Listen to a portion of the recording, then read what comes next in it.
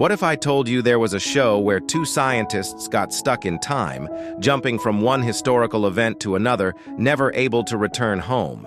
Sounds like Quantum Leap, right? Well, this was The Time Tunnel. Premiering in 1966 and created by sci-fi mastermind Irwin Allen, this series delivered epic adventures, groundbreaking special effects for its time, and a cast that left a lasting impression on classic TV fans. But what happened to the actors after the time tunnel shut down? Did they go on to bigger roles, stay in the industry, or did they disappear from the spotlight? And how many of them are still with us today? Today, we're taking a different kind of time travel adventure. One to find out how the stars of the time tunnel looked back then and where life took them afterward. So hit that like button, subscribe, and let's jump into the past. Or is it the future? James Darren was born in 1936 in Pennsylvania. Before getting lost in time, James Darren was already a heartthrob in both music and film.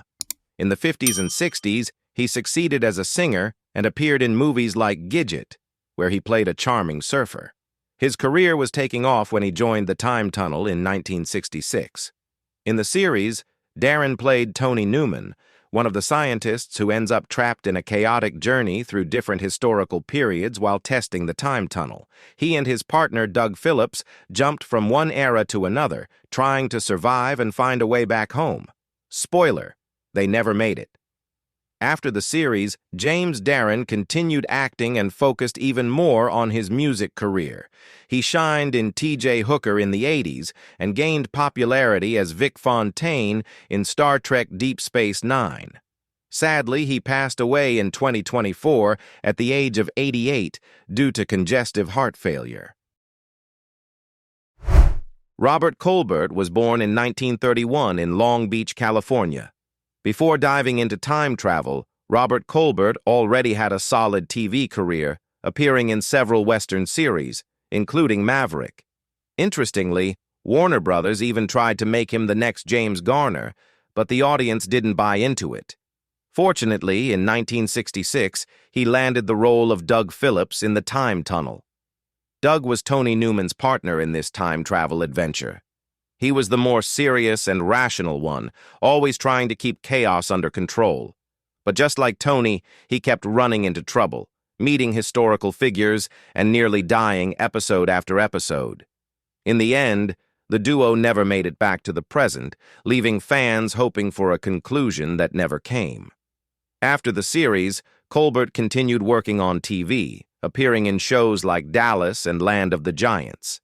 He also made several soap opera guest appearances and, by the 90s, started acting less, preferring to attend fan events and conventions. Lee Meriwether was born in 1935 in Los Angeles. Before overseeing time travel, Lee Meriwether was already a star. She won the Miss America pageant in 1955 and soon transitioned into acting. She became famous for playing Catwoman in the Batman, 1966 movie, and had prior TV experience, appearing in shows like Dr. Kildare and The Man from U.N.C.L.E. In The Time Tunnel, she played Dr. Anne McGregor, the lab's scientist in charge of operations. While Tony and Doug jumped from one historical disaster to another, Anne did her best to bring them back. To be fair, without much success. But she was essential, helping to track the protagonists in time and trying to prevent major catastrophes. After the series, Lee landed a regular role in Barnaby Jones and appeared in numerous shows like The Munsters Today and All My Children. Even after the 2000s, she continued acting in films and TV, cementing a long and respected career. John Zaremba was born in 1908 in Chicago. Before venturing into science fiction, John Zaremba had a very active career in film and television. He started as a journalist before transitioning to acting in the 1950s, becoming a familiar face in sci-fi series and police dramas. He appeared in Perry Mason, The Twilight Zone, and Ben Casey. In The Time Tunnel, he played Dr. Raymond Swain, one of the project's scientists. Swain was the classic academic genius who stayed in the lab analyzing data while Tony and Doug faced danger across different periods. He helped track their location and tried to find a way to bring them back, without much success, of course.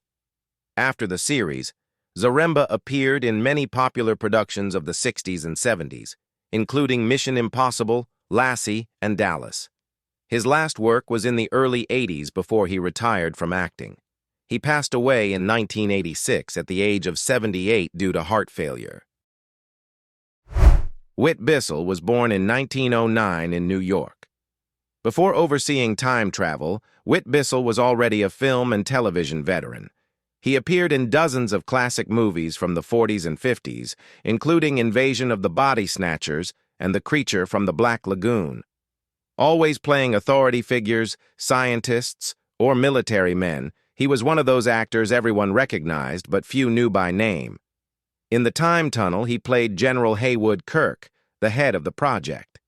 His job was to ensure the experiment worked, which it didn't, since Tony and Doug ended up stuck in time.